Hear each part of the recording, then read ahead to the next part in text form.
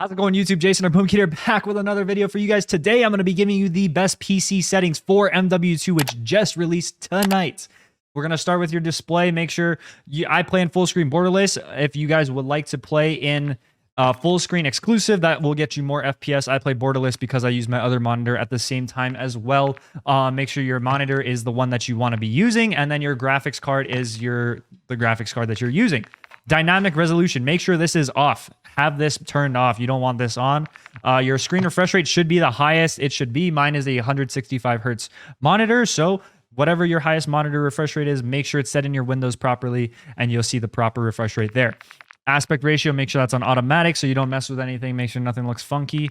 VSync off again. Your custom frame rate, you want to have the maximum gameplay frame rate at 300 because I think my PC can push 300 frames on this game, even though I can't see it.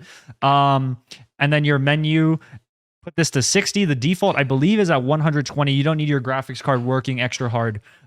So put it down to 60. Your out of focus frame rate, put it down to 30. Once again, you don't need your graphics card working that hard. Your display gammas, set it to what, if you're on a monitor or a TV, I'm not sure what you might be using. I'm on a monitor, so 2.2 is good for me. My brightness, I have mine to set to 60. I like my game a little bit brighter so people can't hide in corners. Up to you, though, personal preference. Focus mode off, constraint off. HDR, turn HDR off. All right, we're going to get on into the quality. Obviously, we're going to be doing some custom presets. So make sure your render resolution is set to 100, so it's your native resolution that you have. If you're playing at 1080p, it's going to show 1920 by 1080 instead of what I see, 2560 by 1440. This one, I have Fidelity XCast on. This was a setting back in Vanguard that introduced, and when I had this on 100, it looked a lot better. So I'm using Fidelity XCast. If you want to use, if you have an NVIDIA card, you can use DLSS if you would like. Anti-aliasing, my Filmic is going to be Filmic SMAA2. Anti-alias quality is normal. Video memory scale, if your graphics card is able to use, if you're not doing a whole lot of things in the background, you don't have a lot of Chrome tabs running, whatnot, please put this at 90. It's going to maximize the graphics card usage that you have. Texture resolution, I have mine set to normal. If you guys are experiencing a lot of stutters, you can set this to low. I do like to see the game normally, so I don't, FPS isn't all that to me. Anisotropic is going to be normal. Nearby level of detail is low. Distant level of detail is also low. Clutter draw distance is short. Particle quality is low. Particle quality level is low. Bullets impacts, I have this on. You can turn this off if you would like. It doesn't make a difference for me personally. There's some, if your card is running, if you're barely running 60 FPS, then maybe you would like to turn this off. Shader quality is going to be medium. Tessellation is off. Terrain memory is max. On-demand texture streaming, make sure you turn this off. This has been a problem in the past few games. I think it defaults on. Please turn this off no matter what so you don't find stutters in your game. This is the main reason why you might be stuttering in your game. Streaming quality is normal. Volumetric quality is low. Deferred physics quality is off. Water caustics is also off as well. Getting on into the shadow and lighting map resolution, I have mine on low. You can set yours to normal if you have a beast of a graphics card. Mine will be on low. Screen space shadows off. Spot shadow quality low. Spot cache low. Particle quality low. Ambient occlusion, make sure you turn this off. I know this is a brand new setting brought into the game. Just turn this thing off. Screen space reflections off. Static reflection quality low. Weather grid volumes low as well. So if you are, please read the rights. If your graphics card is good, like you have a high-end graphics card, you're not CPU bound at all, leave this on low, on. Sorry, leave it on. If your CPU is causing bottlenecks for your game, put this as on plus boost because that will make sure it's using more of your graphics card. Once again, please read what's right here. It makes sense. Depth of field is off. Some people like having this on. I turn mine off. World motion blur and weapon motion blur. Please, for the love of God, please turn this off. You're not. It just makes everything worse. Film grain is also set to 0. You don't want your game looking grainy. It looks like shit. Go to view. I have my FOV personally at 110. This is my sweet spot. I know a lot of people play at 120. Some people play at 105. Find your sweet spot. This is personal preference. ADS, mine is affected, similar to Warzone, what we had. You can have it on independent if you like that. I know some pros plan independent. I personally like affected more. This is a new feature in the game. I made a TikTok about this actually. Weapon field of view. So, like it says in the bottom of the description, the narrow one makes your weapon look bigger. The wide one makes your weapon look smaller. And then there's default, which is, you know, how your gun should normally look. I have mine set to wide because I want my weapon to look smaller so I can potentially see some other, like some enemies that I might not be able to see if my gun was blocking the way, right? So yeah, mine's personally set to wide. If I get annoyed, I'll probably change it back to default. Third person field of view, I have mine maxed out to 90. Why not? It's third person. It looks cool. Might as well make the most of it. Vehicle field of view is going to be default.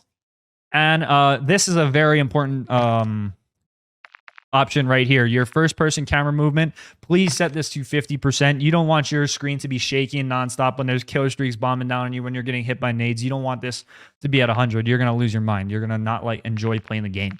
Third person camera movement is set to least as well. This is also an option that was not in the beta, actually, is a third person ADS transition. So this basically means when you're in third person in the beta, when you ADS in first person. They have the option to keep it in third person. I would like to go to first person, you know, get yourself an extra advantage over some of the other people.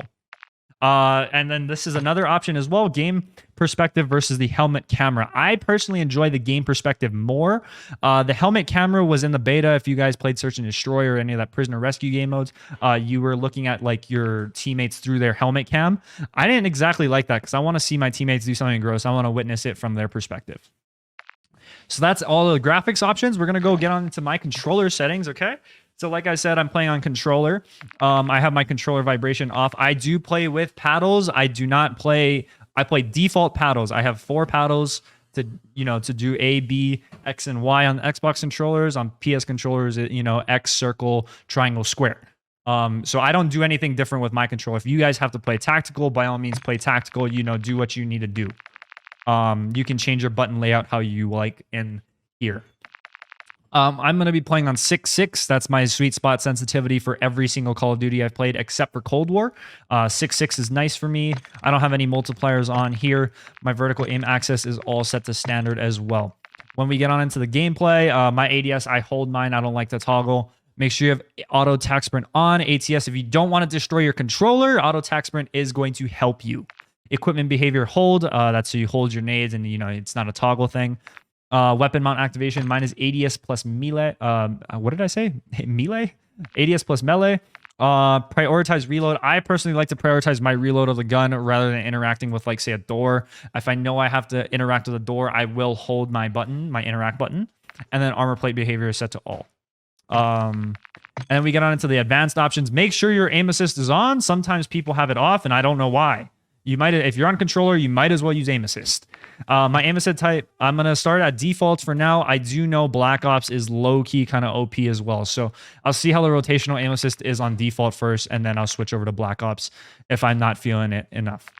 Aim response curve. This is what the one you want on dynamic no matter what. That S-curve mapping makes your... This is ridiculous. Have dynamic on no matter what. ADS sense multiplier, I have it at 1.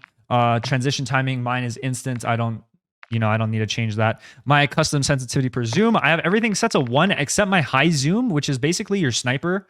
I've always had mine on 1.3, even back from MW. So it's just something I've been used to at 1.3. Once again, just make this a personal preference for yourself. I don't have a dead zone. I'm actually going to turn my left stick dead zone down to 0.05. My right stick dead zone also down to 0.05 as well. You don't need anything. If you have stick drift, you might need to adjust your dead zones as it is in previous games. If you guys have trigger stops, mess with your left trigger and right trigger dead zones. You want to make sure your gun is able to ADS and shoot, so mess with your dead zones as well. Auto move forward, I have this off. I don't like auto move forward. I don't need that. Tac sprint behavior is double tap, which is good. So you spam your left stick twice forward. Grounded mantle, mine is on, plus the automatic airborne is partial with automatic ground mantle off. This was the best settings that I found in the beta as well. So I'm going to use it in the regular multiplayer. Invert slide and dive behavior is standard. I don't need to invert anything. I don't want to confuse myself. Plunging in the water, you know, it's your movement. Parachute auto deploy, I have this off. I had mine off for Warzone, so keep that off. Spring doors bash, if you want to turn it off, you can. I have mine on. More fun to just run at doors and slam it in front of people's faces and camera them, right? The doors are in the game for a reason, I guess. ADS stick swap, I don't need to change any of these. Nope. These are defaults. Depleted ammo weapon switch. So this is auto going to switch your weapon when you run out of full bullets. That I'll leave that on. That's actually a pretty helpful setting. And then short delay, free look, toggle moderate. And yeah, that is all the graphic settings. My audio interface, I have headphones bass boost. My master volume set to 20 because I don't need to blow out my ears. If you're on console though, you probably do need your headphones, your master volume set a little bit higher than normal. My music volume's 0, dialogue's at 60 because I once again I don't need to blow out my ears with people, but I still want to hear the commentary saying enemy capturing B or something. You know what I mean? I still want to be able to hear that. My effects are at 100. That's for all the footsteps, and that's for any gunshots that might be far away that you can hear. Hit marker volume mine is set to 38. Set your speakers to what you need. I don't have mono audio on. I personally don't enjoy mono audio. I want stereo. I don't have subtitles on for multiplayer. I don't like subtitles for multiplayer. For the campaign, I had it on though. Voice chat is on, and you can set your things to what you want in here. I'm gonna probably turn my voice chat volume a little bit down to say 80, and my microphone also down to 80 as well. I don't need to blow my ears out. Juggernaut music, I would love to hear Juggernauts. It's a cool feature actually. Hit marker sounds. The MW1 is totally fine with me. And I have both of these off. I like to hear my game. If I'm tabbed out of the game and I'm doing something else on my other screen, I can hear when I start the game. Interface, I don't have anything changed except for my colors. I like my teammates blue, myself blue as well. My enemies are going to be pink. Neutral is going to be obviously a white flag. Contested is yellow. So make your color palette however you want. You can adjust it however you need. I'm using filter 2 because this is the closest thing to the Tritanopia colorblind filter. I like the way the game looks with these colors. But yeah, those are all my settings for the MW2. For MW2, if you guys enjoyed the video, make sure you leave a like, comment down below if you guys enjoy these settings. And once again, if you're not subscribed, I mean, shit, why aren't you? I just gave you a 12-minute video on on the best settings in the game. It's free. Just subscribe. More videos coming your way. I'll see you guys in the next one. Peace.